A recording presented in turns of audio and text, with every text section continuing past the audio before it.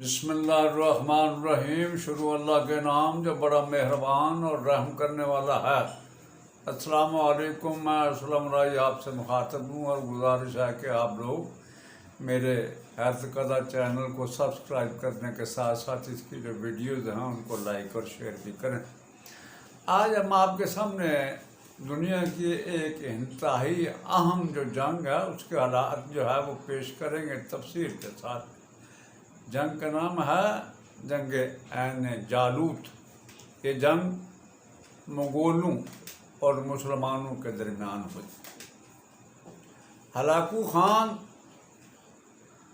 شام اور عراق کو روندنے کے بعد خلافت کا خاتمہ بنو عباس کی خلافت کا خاتمہ کرنے کے بعد ایران میں اپنی حکومت قائم کی اور اس کے بعد اس نے مصر کا رخ کیا، اس لیے کہ اس کا بھائی جو مغلوں کا خان اعظم تھا یعنی منگو خان، اس کا حکم تھا کہ مصر تک مسلمانوں کو تباہ و برباد کر کے رکھنا، لہذا اب وہ مصر کی طرف بڑھا اور اس نے سب سے پہلے اپنے سفیر مصر کی طرف بھجوائے۔ مصر میں اس وقت جو حکمران تھا وہ ملک مظفر تھا، اس کے تحت جو سالار تھا مسلمانوں کے لشکر تھا وہ بیبرس بند کداری تھا، جو بعد میں سلطان رکن الدین بیبرس کے نام سے مصر کے سلطان بنے۔ اب یہ منگول سفیر سفارتکاروں کے لباس میں قاہرہ میں داخل ہوئے۔ اس وقت قاہرہ اور مصر کے دوسرے شہروں کی حالت یہ تھی کہ شمال میں منگولوں کی یلغار کی وجہ سے مسلمان بیچارے بھاگ کے ہجرت کر کے قاہرہ اور مصر کے اندر جمع ہو چکے تھے، اور مورخین لکھتے ہیں کہ قاہرہ کی گلی کوچیاں ان مہاجرین سے بھری ہوئی تھیں۔ چنانچہ جب یہ سفیر منگول قاہرہ میں داخل ہوئے تو وہ جو بیچارے مہاجرین آئے تھے وہ فکر مند ہو گئے۔ انہوں نے سمجھا اب یہ منگول مصر پر بھی حملہ آور ہوں گے اور ہمارے سامنے اب کوئی ٹھکانہ نہیں ہے۔ چنانچہ ان منگول سفارتکاروں کو مصر کے لشکری ننگی تلواروں کی حفاظت میں اپنے حکمران کے سامنے لے کے گئے۔ انہوں نے ایسی بدتمیزی کا مظاہرہ کیا بجائے اس کے کہ دربار کے آداب کو سامنے رکھتے، ان کے پاس جو علاقوں کا خط تھا وہ اس نے ایسے مصر کے حکمران کے سامنے پھینک دیا۔ خط میں لکھا تھا یہ اس شخص کی طرف سے ہے جو پوری دنیا کا آقا ہے، اپنے شہر کی فصیلیں گرا دو، اطاعت اختیار کرو گے تو تمہیں زندہ رہنے کا موقع فراہم کیا جائے گا، اور اگر نہیں کرو گے تو پھر تمہارے ساتھ کیا سلوک کیا جانا ہے یہ جاودانی نیلا آسمان کے سوا کوئی نہیں جانتا۔ ایسا اس نے اس لیے کہا تھا کہ منگول ارواح پرست، ان کا خیال تھا کہ ہر چیز کے اندر روح ہے اور سب سے بڑی روح جو ہے وہ جاودانی آسمان ہے جس کے تحت یہ ساری روح ہیں۔ جب انہوں نے خط پھینکا تو بڑی بدتمیزی سے تو ملک مظفر نے برا مانا۔ اس کے بعد جب گفتگو ہوئی تو بڑی متکبرانہ گفتگو کی منگول سفیروں نے۔ انہوں نے یہاں تک کہا کیا تم یہ چاہتے ہو کہ جس طرح اس بغداد کے بیوقوف خلیفہ کے ساتھ سلوک ہوا وہی سلوک تمہارے ساتھ بھی کیا جائے؟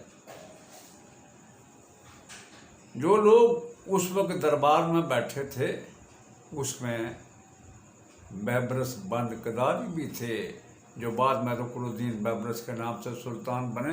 وہ بڑی ضبط کے ساتھ، بڑی مشکل کے ساتھ یہ ساری بدتمیزی کی جو باتیں ہیں منگولوں کی وہ سن رہے تھے اور برداشت کر رہے تھے۔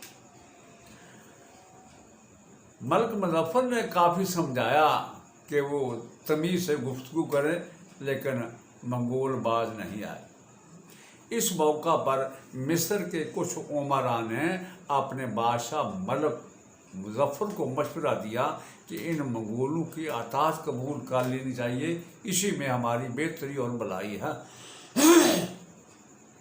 इस मौका पर बैबरस बंद कदारी जो बड़ी मुश्किल से ये सारा मामला जब्त कर रहा था, तूफान की तरह उठा। उसने कहा हम इनकी अताअत कबूल नहीं करेंगे, हम इनका मुकाबला करेंगे और देखते हैं कि ये हमारा क्या बिगाड़ते हैं। मुवर्रिखीन ये भी लिखते हैं कि बैबरस बंद कदारी इससे पहले जब कभी उसके सामने मंगोलों की फतूहात का जिक्र किया जाता था तो वो कह के लगाता था, वो कहता था कि वक्त आने दो, अगर इन मंगोलों का कहीं हमारे साथ टकराव हुआ तो हम उन पर साबित करेंगे कि दुनिया में ऐसी भी कुव्वतें हैं जो तुम्हारा भी बाजू मरोड़ सकती हैं। चुनांचे उसने कहा हम अताअत नहीं करेंगे, इनका मुकाबला करेंगे। चुनांचे जब मलिक मुजफ्फर बादशाह ने कहा कि मेरा सलार जो है वो डट गया है और मुकाबले पर तुल गया है, तो उसने भी छाती तान ली। उसने अपने मुसल्लह जवानों को हुक्म दिया कि इन मंगोल कुत्तों की ज़बानें जो है गुद्दी से खींच लो और इनके सर कर्म कर दो। चुनांचे उनके जो है सर कर्म करके बैबरस बंद कदारी के हुक्म पर शहर की मुख्तलिफ सड़कों पर उनके जो है सर खड़े कर लटका दिए गए इबरत खेजी के लिए। इसी दौरान हलाकू खां के लश्कर में भी एक तब्दीली आई।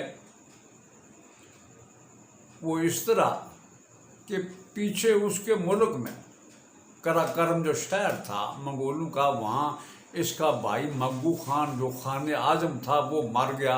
लिहाजा ऐसे तलब किया गया कि सबका इज्तिमा और इजलास हो रहा है ताकि अगला जो खाकान है मंगोलों का उसका इंतखाब किया जाए।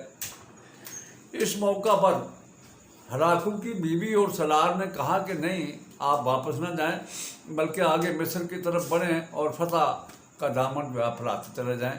लेकिन लाकू नहीं माना। वो कुछ मुसल्लह जवानों को कुछ दस्ते लेकर वापस जो है मंगोलिया जो है उसकी तरफ चला गया। उसके जाने के बाद अब जो उसका सलार आला था वो हलाकू खां का लश्कर सारा उसके हवाले करके गया था और साथ कहा था कि सारे इलाकों का ख्याल रखना जो हमने पता किया है। ये सलार का नाम था कि तबूआ है। इसने मुसलमानों पर बड़े मजालिम किए हुए थे, इराक में भी शाम में। और ये इलाकों के जाने के बाद जो है अपने लश्कर को लेकर ऐन जालूद के मकाम पे आके खैमाजन हुआ। उधर मिस्र में मिस्र का सिपा सलार बैबरस बंद कदारी भी अपनी तैयारी में लगा हुआ था। उसने इससे पहले ही अपने लश्करी तैयार कर रखे थे। उसके लश्कर में वो तुर्क शामिल थे जो इन मंगोलों के आगे आगे भागते हुए बेचारे हिजरत करने पर मजबूर थे और वो हर सूरत में इन मंगोलों से इंतकाम लेने पर तुले हुए थे। दूसरे, बैबरस ने अपने लश्कर में अरब के बद्दुओं को भर्ती किया जो तलवार के फन में बड़े नायाब थे। और तीसरे, जनूबी मिस्र के जो हुरा कबाइल के जंगजू थे वो भी उसने अपने लश्कर में शामिल किए। इस तरह ये 3 जंगजू जो थे गिरोह बैबरस के लश्कर में शामिल थे। चुनांचे सन 1260 में अगस्त के महीने सन 1260 में बैबरस अपने लश्कर के साथ निकला, फलस्तीन का रुख किया। अब सबसे पहले उसने जो अच्छा काम किया वो ये कि अपने लश्कर के अंदर से चीदा जंगजू अरबों में से, हुरा कबाइल में से, तुर्कों में से वो उसने एक ख़ास मकाम पर जो है वो घाट में बैठा दी। बाकी लश्कर को उसने खूब फैलाया और मंगोलों की तरफ बढ़ा। मंगोलों ने यही समझा कि पूरे लश्कर को बैबरस लेके आ गया है और सबसे पहले बैबरस ने अपने लश्करियों से कहा कि मैं तुम्हारे साथ हूँ। थोड़ा सा मुकाबला करने के बाद पीछे हटना शुरू कर देना। उसके बाद जब ये मंगोलों के सामने गए तो थोड़ी देर मुकाबला हुआ और उस लश्कर ने बैबरस के कहने पर आस्ता आस्ता पीछे हटना शुरू हुआ और उस मकाम पर ले आए मंगोलों को जहाँ तुर्क, अरब और हुरा कबाइल के लोग जो नायाब किस्म के जंगजू थे वो घाट में बैठे हुए थे। अब जब मंगोल वहाँ पहुँचे तो मवर्रखी लिखते हैं कि एक तूफान उठ खड़ा हुआ, तकबीरों के नारे बुलंद करते हुए तिरछी और खुली आस्तीनों तिरछी तलवारों और खुली आस्तीनों वाले अरब, तुर्क और हुरा कबाइल के जो जंगजू थे वो मंगोलों पर टूट पड़े। मंगोलों ने अपनी तरफ से पूरी कोशिश की कि उनका मुकाबला करें, लेकिन एक तरफ से तुर्कों ने जो इनसे बड़े तंग आए हुए थे, दूसरी तरफ से उन बद्दू ने जो तलवार के फन में अपना जवाब नहीं रखते थे मंगोलों को काटना शुरू कर दिया, और एक तरफ से हुरा कबाइल ने बड़ी तेज़ी से इनकी तादाद कम करना शुरू कर दी। इस तरह ऐन जालूत में हलाकू खां के सलार कितबुआ के लश्कर को मौत के घाट उतार दिया गया। कितबुआ उसके बड़े बड़े सलार और उसका अपना बेटा जंग में गिरफ्तार हुए। जिस वक़्त कितबुआ को गिरफ्तार करने के बाद बैबरस बंद कदारी के सामने पेश किया गया तो बैबरस उसे कत्ल करने का फैसला तो कर चुका था। जब कितबुआ सामने आया तो उसने बड़ी ढींग मारते हुए, घुमंड का इज़हार करते हुए उसने कहा कि तुम अगर आर्दी तौर पर मुसलमानों को ये कामयाबी हो गई है तो इससे क्या फ़र्क पड़ता है? क्या मंगोलों की घोड़ियों ने बच्चे जड़ना बंद कर दिए हैं, या मंगोलों की जो औरतें हैं वो बांझ हो गई हैं? बहुत जल्द शाह सवार आएंगे जो तुमसे हमारा बड़ा बदतरीन इंतकाम लेंगे। बैबरस बंद कदारी ने उसकी गर्दन काट दी और उसका सर काट के इबरत के लिए काहिरा भेजा, और जितने भी कैदी थे मंगोल जो कत्ल होने से बच गए उनको कैदी बनाया गया और उन्हें बेड़ियां बनाकर, इन कैदियों में कितबुआ का एक बेटा भी शामिल था, इन सब को काहिरा भेजा कि इन सब को कत्ल करके इनकी लाशें लटका दी जाए। चूँकि मुसलमान इन मंगोलों से बड़े तंग थे, बेजार थे, जब ये काहिरा पहुँचे तो सबसे पहले मुसलमानों ने इनकी टांगे और बाजू तोड़े, क्योंकि इन लोगों ने इराक, शाम के और ईरान के अंदर बड़े मजालम किए थे। उसके बाद इन सब को कत्ल करके इनकी लाशें गली कूचों में लटकाई घुमाई गई ताकि मुसलमानों को हौसला हो कि ये कोई इतनी कुव्वत नहीं है जिस पर काबू नहीं पाया जा सकता। इस तरह बैबरस ने जो कितबुआ को शिकस्त दी उससे मिस्री अवाम ही नहीं फौज के भी हौसले बढ़े। अब ये खबर जो है हलाकू खां को उस वक्त पहुंची जिस वक्त वो रास्ते में था। उसे बड़ा गुस्सा आया कि कितबुआ का कुछ खर्च होगी, लश्कर का काम तमाम हो गया, अब वो वापस तो नहीं आ सकते था।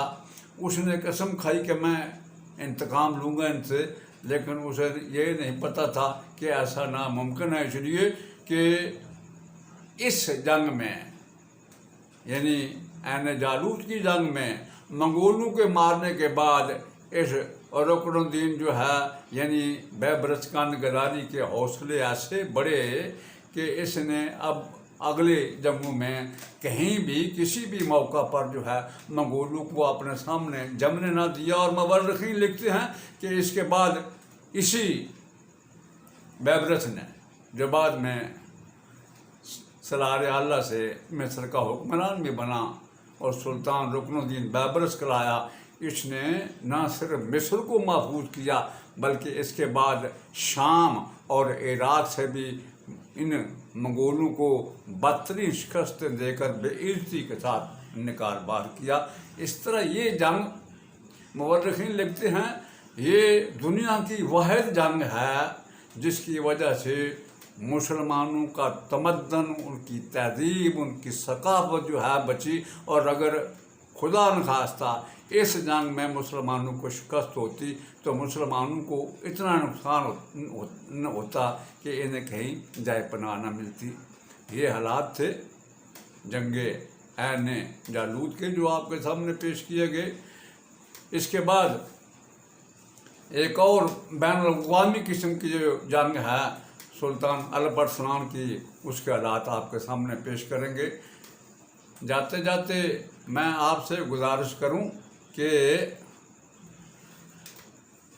اگر آپ نے یہ سارے حالات عین جالوت اور بیبرس جو ہے بند کرداری کی تفصیل کے ساتھ پڑھنے ہوں تو میری ایک کتاب ہے رکن الدین بیبرس کے نام سے، آپ اس کا مطالعہ کر سکتے ہیں.